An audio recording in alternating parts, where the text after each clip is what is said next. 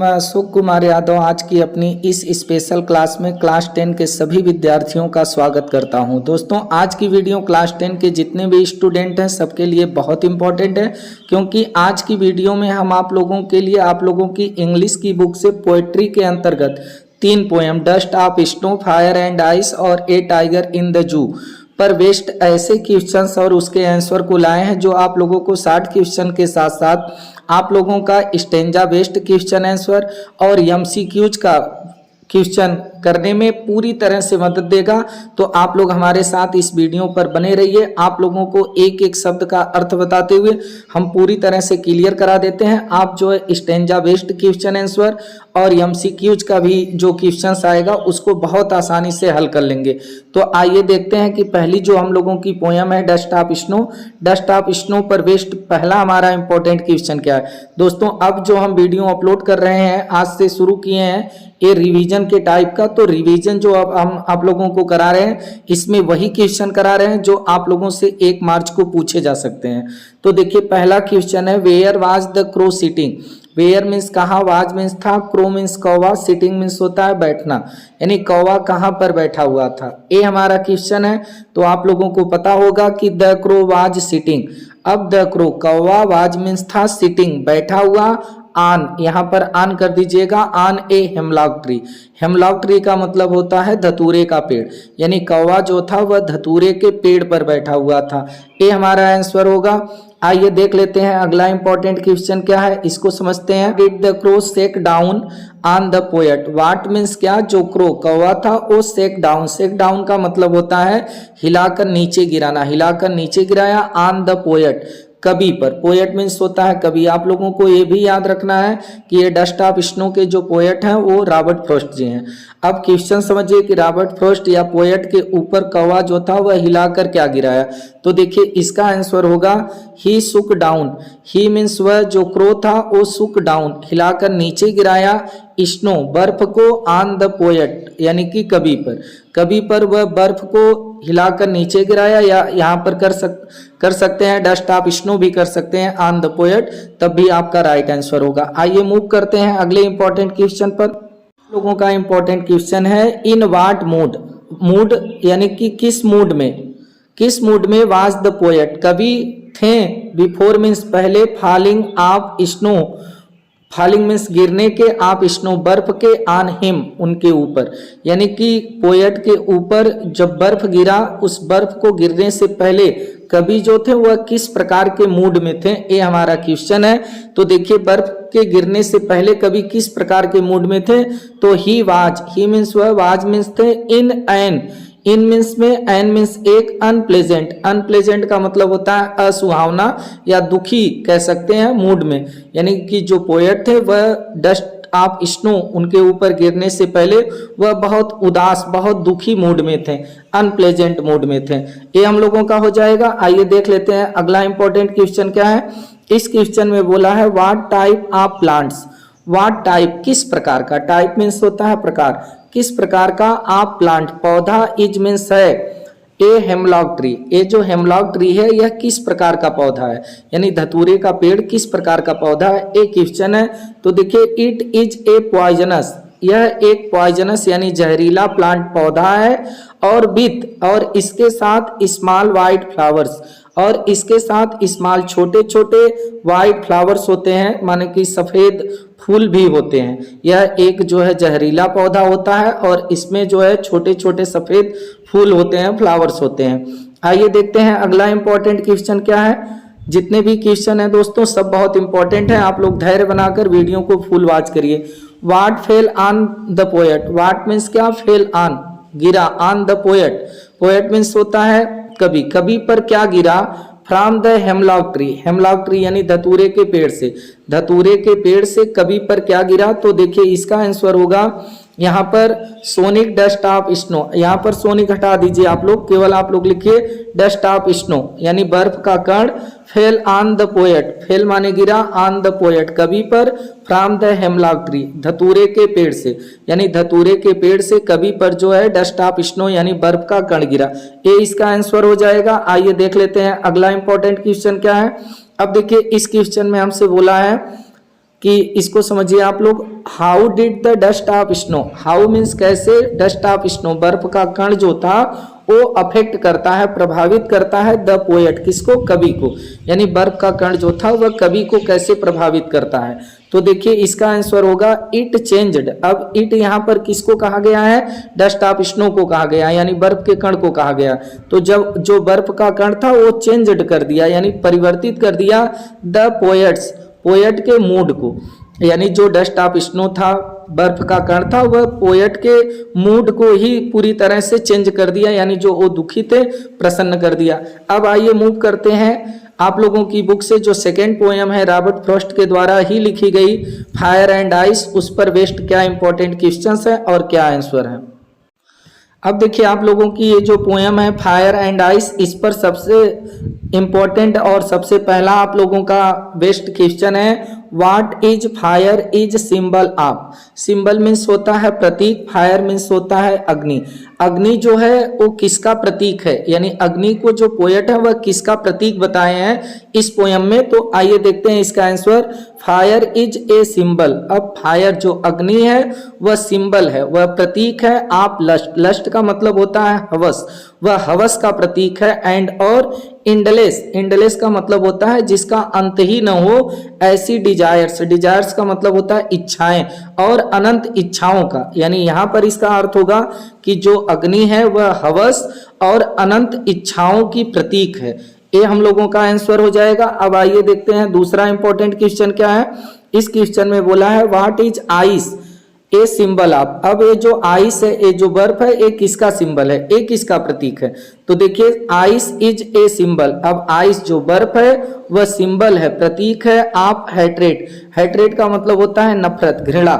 जो आइस है वह नफरत का, घृणा का प्रतीक है। ये जो है इसमें हम लोगों का आंसर हो जाएगा। अब आइए देखते हैं अगला इंपॉर्टेंट क्वेश्चन क्या। अब देखिए अगला क्वेश्चन है आप लोगों का, what will fire do to the world. अब ये जो अग्नि है, जो फायर है, what will fire do, do means होता है करना, क्या करेगी, टू द वर्ल्ड संसार के साथ। ये जो अग्नि है ये संसार के साथ क्या करेगी, या संसार का क्या करेगी। तो देखिए इसका आंसर होगा, फायर जो अग्नि है विल पुट द वर्ल्ड, ये संसार को डाल देगी। पुट मीन्स डाल देना, टू एन एंड अंत की ओर, यानी कि ये जो अग्नि है ये संसार का अंत कर देगी पोएट के अकॉर्डिंग। अब देखिए अगला हम लोगों का इंपॉर्टेंट क्वेश्चन है, what will the world, what will the world and in. अब व्हाट मीन्स किसमें इस संसार का अंत होगा, एंड होगा, यानी किस चीज में संसार का अंत होगा। तो देखिए इसका आंसर होगा द वर्ल्ड, यानी जो वर्ल्ड है, जो संसार है, विल एंड, इसका अंत होगा इन द फायर, अग्नि से, एज वेल एज आइस, और उतना ही आइस से, यानी बर्फ से। इस संसार का अंत अग्नि से और उतना ही जो है बर्फ से, दोनों से इस संसार का अंत होगा।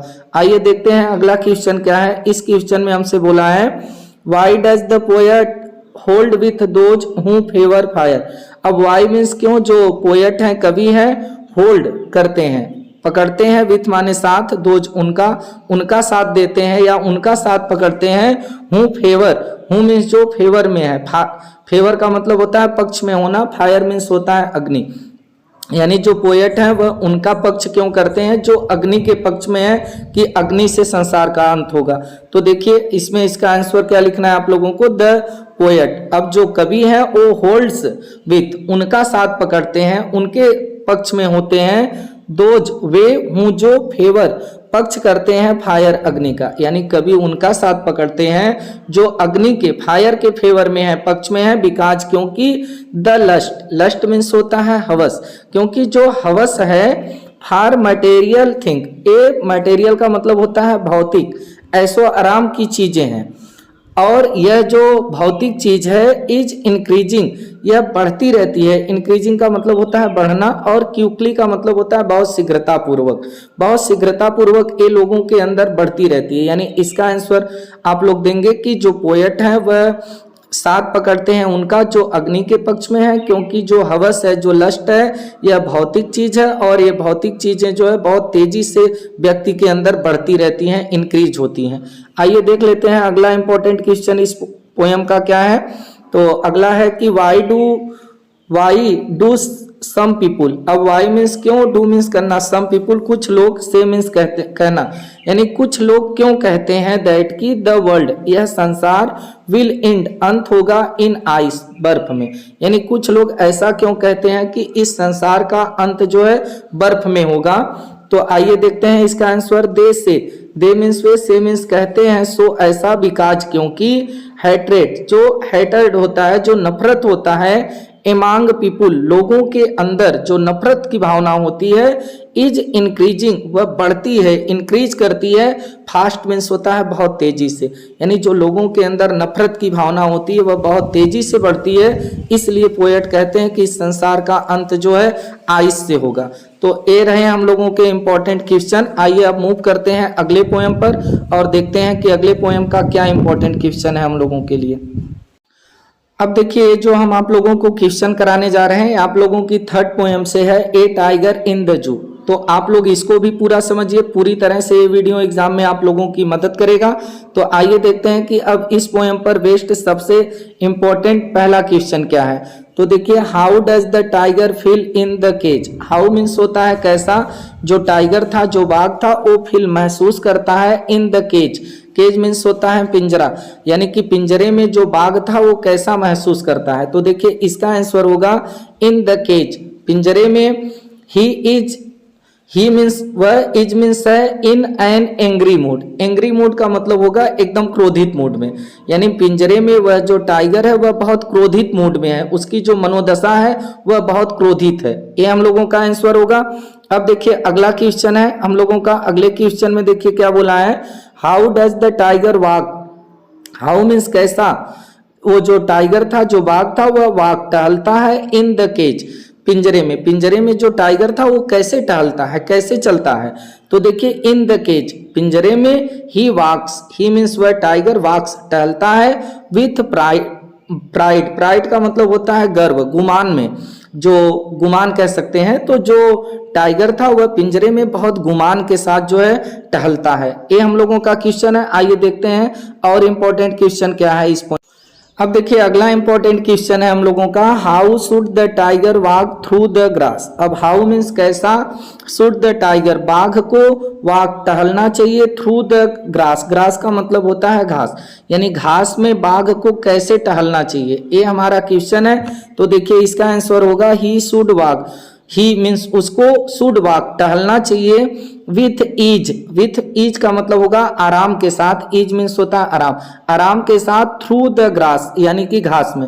घास में जो बाघ है, जो टाइगर है, उसको बहुत आराम के साथ जो है टहलना चाहिए।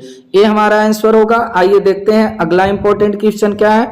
अब देखिए इस क्वेश्चन में हमसे बोला है कि where should the tiger hide to himself. अब वेयर मीन्स कहाँ, शुड द टाइगर बाघ को, हाइड मीन्स होता है छिपाना, छिपाना चाहिए, टू हिमसेल्फ। हिमसेल्फ मीन्स होता है स्वयं, यानी बाघ को स्वयं को कहाँ छिपाना चाहिए। तो देखिए इसका आंसर होगा the tiger should hide. Tiger को छिपाना चाहिए, हाइड मीन्स छिपाना, छिपाना चाहिए इन द शैडो। शैडो का मतलब होता है छाया, किसकी छाया में, घास की छाया में, यानी जो टाइगर है उसको अपने आप को घास की छाया में छिपाना चाहिए। ये हम लोगों का आंसर होगा। अब देखिए अगला इंपॉर्टेंट क्वेश्चन क्या है। इस क्वेश्चन में बोला है हु पासेज। हु मीन्स कौन, पासेज गुजरता है, near the water hole. Near means पास से, वाटर होल का मतलब होता है जलाशय, यानी जलाशय के पास से कौन गुजरता है। तो देखिए इसका आंसर होगा द फैट डियर। जो मोटे हिरन है, हिरन वह पास गुजरते हैं, near the water. Near means पास से, वाटर होल, वाटर होल का मतलब जलाशय, यानी जलाशय के पास से हिरण गुजरते हैं। जो मोटे हिरण होते हैं, मोटे ताजे, वो गुजरते हैं, और जिनके शिकार की घात के लिए जो है टाइगर घात लगा के वहां पर बैठे रहते हैं। अब देखिए अगला इंपॉर्टेंट क्वेश्चन क्या है। इसमें हमसे बोला है कि where is the tiger's strength locked. अब वेयर मीन्स कहाँ, इज मीन्स है टाइगर्स बाघ की स्ट्रेंथ माने शक्ति, लॉक्ड मीन्स बंद, यानी टाइगर की जो स्ट्रेंथ है, जो शक्ति है, वो कहाँ पर बंद है। तो हिज स्ट्रेंथ, उसकी जो शक्ति है, जो ताकत है, इज लॉक्ड, वह लॉक है behind the bar. Behind means पीछे, और बार, बार का मतलब आप लोगों का हो जाएगा वो जो कोठरी थी, यानी कि पिंजरा था, उसमें सलाखें हम कह सकते हैं कि जो टाइगर का की शक्ति थी वह सलाखों के पीछे बंद थी। तो इस प्रकार से ये तीनों पोयम पर बेस्ड वेरी इंपॉर्टेंट क्वेश्चन थे। ये आप लोगों को stanza based question answer MCQs का और 60 तीनों प्रकार से मदद करेगा। तो दोस्तों आप लोग जितने भी क्लास 10 के स्टूडेंट हैं हमारे चैनल से आप लोग जुड़ जाइए। अब हम आप लोगों को जो है इसके बाद की जितनी पोयम है उस पर बेस्ड इंपॉर्टेंट क्वेश्चन आंसर कराएंगे जो आप लोगों को पूरी तरह से मदद करेगा। उसके बाद प्रोज का और उसके बाद सप्लीमेंट्री का पूरा हम रिवीजन आप लोगों को करा देते हैं। आप लोग हमारे साथ जुड़े रहिए। 2-3 घंटे आप लोग डेली इंग्लिश को पढ़िए। अभी साइंस का पेपर आपका नहीं खत्म हुआ है तो आप लोग साइंस को भी 2-3 घंटे अध्ययन करते रहिए, क्योंकि इंग्लिश वाले पेपर में आप लोगों की गैपिंग बहुत कम है। तो आप लोग अभी से अपनी तैयारी करते रहिए और चैनल से जुड़ जाइए। आप लोगों को डेली हम 2-3 वीडियो देते रहेंगे। आप लोग पूरी तरह से एग्जाम के लिए तैयार हो जाएंगे। तो फिर आप लोगों से मुलाकात होगी। नमस्कार, जय हिंद, वंदे मातरम।